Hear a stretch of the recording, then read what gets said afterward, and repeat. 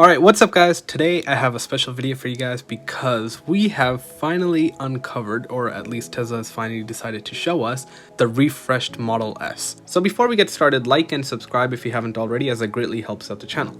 Let's begin.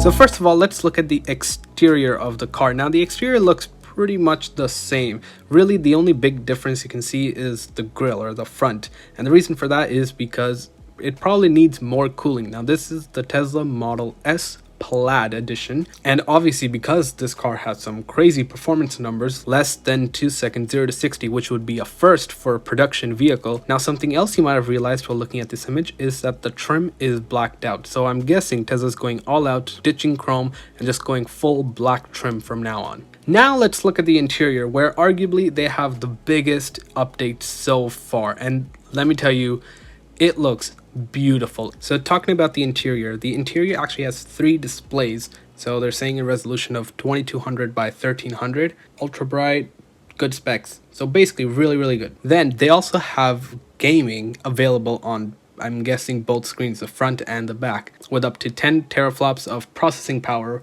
and they're saying it rivals consoles of today. So they have a gaming computer with 10 teraflops of processing power, and the PS5 has about 10.28 teraflops of processing power. So this is basically a PS5 within your car. So the center display is 17 inches. There's a 12.3 inch driver's display, and it has an 8-inch second row display connected to the internal screens, which is quite impressive, especially include an app store later on and then actually push out more games. It's going to be incredible what you can do. So you also got tri-zone climate control, so I'm guessing you can do the front passengers, so driver and passenger, and then you can do one for the rear passengers. Now they do have yoke steering, and it's probably illegal, but I'm not actually sure if they got away with it or something, but this is how they're saying it. The ultimate focus on driving. No stocks, no shifting. With the stockless steering yoke, you can enjoy both the best car to drive and the best car to be driven in. That's a bold statement, let me just put it that way. And they also have 22 speaker audio. 22. That's very premium if you ask me. 960 watt audio system offers the best listening experience at home or on the road, and new microphones enable active noise cancelling. So basically what noise cancelling does is, if you're on the road, for example, you have road noise, what it's going to do is the microphones are going to listen to that road noise and just cancel that out. So that's just going to make the interior much more quieter than it already is. Then you obviously have a glass roof, finished glass roof, and this was already there from before. This is really nothing new. So more interior features. You got heated seats for every passenger, that was there before. You got heated steering wheel, that was there before on the Model S and X2. You got heated windshield, okay.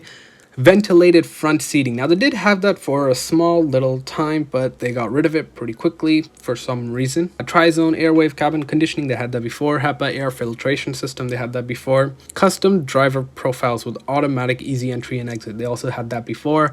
Ambient lighting, they did not have that before. That is something very new, so that's pretty cool. I'm guessing ambient lighting is just going to be lighting that runs through the car, more like a Mercedes. I think they really upped up their luxury game with this update.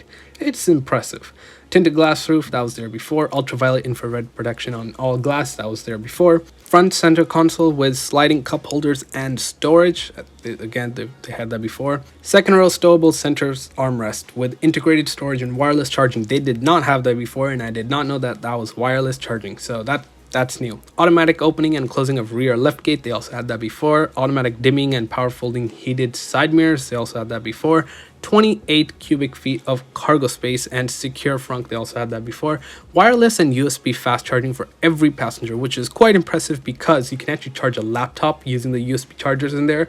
So having it for every single passenger is quite good. I don't think you could do that with the USB type A chargers before. So location aware automatic garage door opener, they had that way long ago. I think it was in like 2015, but yeah, nonetheless, really cool feature. And then premium connectivity, you got 1 year complimentary, and then you have to pay, I think it's about $10 a month. But yeah, you get all these really cool features. If you want them, they're available on pretty much any Tesla. So nothing new here or anything specific to the update. Alright, so now let's talk about the actual technical specs. So the long range has actually been updated. So obviously it's a new price as well. Now it cost about $10,000 more. Before it only cost $69,420. And now they bumped it up to about $79,000. So basically $80,000. So now the long range actually has a performance figure of 3.1 seconds 0 to 60 and a range of 412 miles. So more range and quicker performance, so that's obviously a good plus. And now here's where you get to the really good part. So they ditched the performance model and now they only have a plaid model and a plaid plus. So plaid you can kind of consider as the performance model, and now the plaid plus is like the original plaid that they unveiled on battery day. So plaid is supposed to have a 0 to 60 of 1.99 seconds, so that is less than 2 seconds, and they were right. And the plaid plus will have a 0 to 60 of less than 1.99 seconds. Now the plaid is only going to get 390 miles of range, so I'm guessing they're using the same battery pack as the long range version, but the plaid plus is going to have 520 plus miles of range.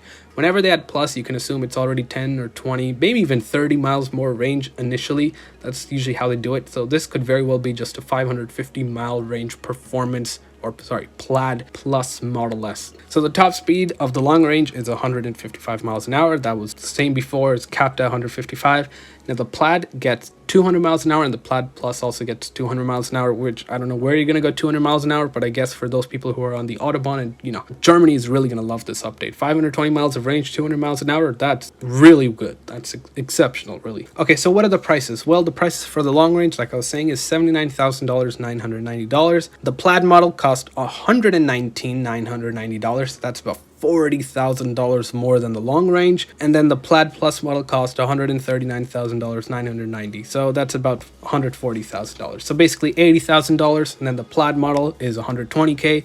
And then the plaid plus is $140K. Now the regular plaid model, the cheap $120K, has about 1020 horsepower and obviously 3 performance drive units, they're calling it, and torque vectoring. So basically what you have is 2 motors at the back, 1 motor at the front. With torque vectoring, what you can do is actually put power to the outside wheel pushing the car, so it basically gives you better handling statistics, especially with 1000 horsepower. It's going to make a big difference, hopefully.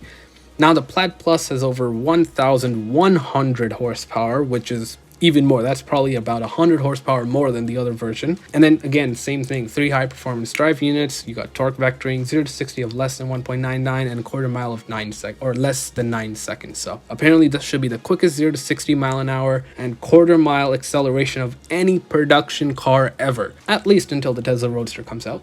Alright, so now let's move on to the Model X. So now everything is exactly the same except that the Model X actually comes in a 5, 6, or 7-seater variant, so that's really it. There's a slight interior change, but that's just a seating location. It's not really an interior change itself. So we'll just skip over that because you already know that I already covered it with the Model S. So now we talk about the long range model. Now the long range model gets a 0 to 60 time of 3.8 seconds, which is quite good. I think that was the old 0 to 60 time of the Model S. Now the long range model gets 360 miles of range, and then the plaid model, and they don't have a plaid plus, so they just have a plaid, and that will get a 0 to 60 of 2.5 seconds, which is basically what the old performance used to do. I think that used to do about 2.6, so this is about 0.1 second quicker, but it gets a reduction in range. It only has 340 miles of range, and the exterior looks pretty much the same. You got new wheels, that looks different, but also a new grille, a bigger grille for, I'm guessing, better cooling. And then you got black trim. That was basically the only things that I can see on the exterior that are different. And the interior is obviously updated to match, and you got actually 3 different interior colors. So you got all black to choose from, you got white, and then you also got this cream, they're calling it. And a nice wooden touch with the white and cream options. It looks really good. So that's been it. I think I covered everything that needed to be covered. The wheels look really nice, the new wheels. But yeah, that's about it. So thank you for watching. Hope you enjoyed this one. And let me know in the comments down below if I missed anything. It's a much needed change and it's a really good one. Tesla just kicked it out of the park. So thank you for watching. Hope you enjoyed this one and I will talk to you in the next one. Peace.